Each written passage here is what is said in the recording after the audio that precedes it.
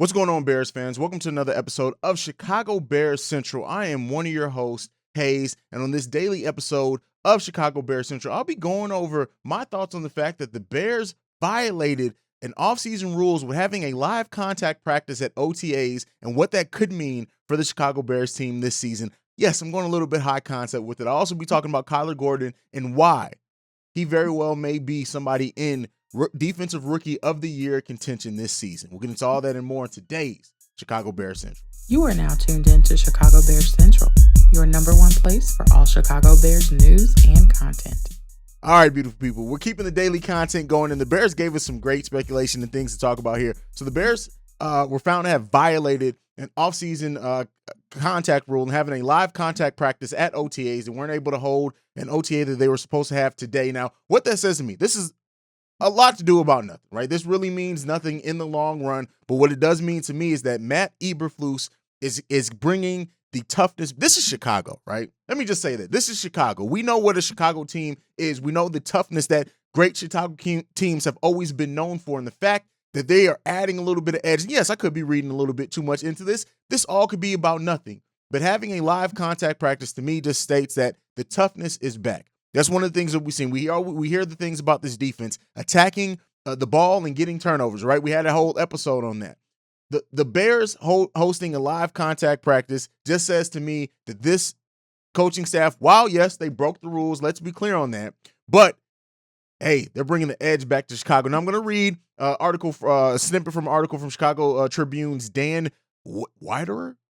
I don't know how to I murdered that last name. But according to the league source, the Bears were warned for having practices featuring too much contact last month, with requests made that they alter their practice activity to adjust. Eventually, when proper adjustments weren't made, the NFL's Player Association was asked to get involved, and the NFL stepped in, deciding that the team was in violation of league rules. As a result, the Bulls were required to forfeit one of their OTA practices. So, taking from that, it seems like, hey, not only were they warned, but they basically said, hey, yeah, we hear you, but we're trying to see what we have in these players. And, yes, the coaching staff went a little bit too far. They broke the rules, everything like that. But listen, like I said, to me, that shows initiative. That shows that this team is out trying to get that edge. You're trying to see what they really have in these players. And yeah, was it too early? Absolutely. Now, they still have a veteran practice that they can hold on June 14th.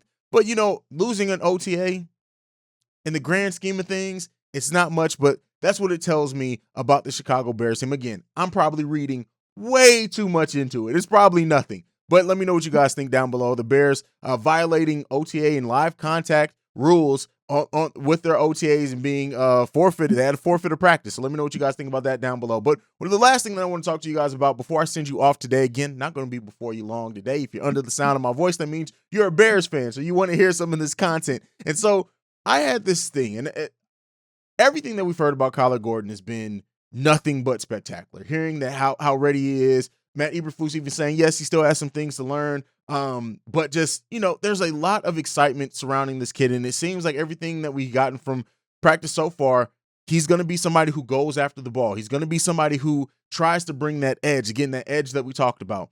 And Sports Illustrated, Connor Orr, had an article in which he talked about that a rookie will finish in the top 3 in interceptions, and Kyler Gordon's name was on there. And listen, we knew some of us did expect the Bears to go more wide receiver when they made their picks. But listen, Kyler Gordon, like I said, by everything that we've heard so far, seems like he's going to be a hell of a player for the Chicago Bears. And one of the things that I do say, and that, like I said, I do think that he can finish in top of the voting, if not win the defensive rookie of the year, is because he's going to be targeted. When you look at him, Jalen Johnson being out there are going to be absolutely quarterbacks that say, hey, let's pick on the rookie.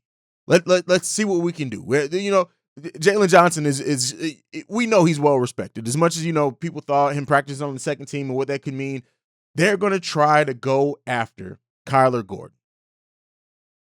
And so, and Brisker to that matter as well. But they're going to try to pick them apart. They're going to try to go at them to see what they really have.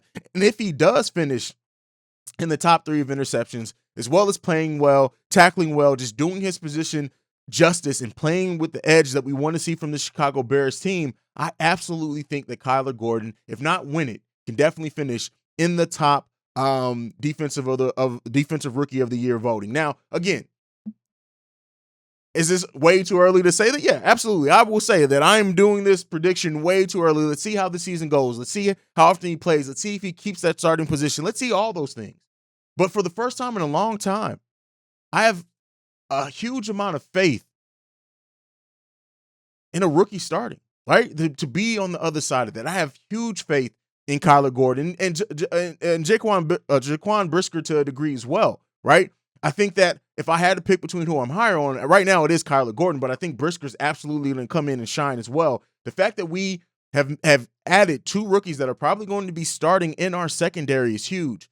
But let me know what you guys think down below. Do you think I'm batshit ass crazy? You very well could, but I definitely think that Kyler Gordon could be one of the best defensive rookies this season in the NFL. With all the opportunity he's going to be given, the times that he is going to be targeted by other teams and other quarterbacks, all those things, I think Kyler Gordon has a chance. I want to hear from you guys down below. What do you think about Kyler Gordon's chance? Do you think I'm rating him too high? Do you think I'm bringing in too much expectations? Again, I wouldn't say that it's expectation. I'm not saying that I'd be disappointed in the season if he's not.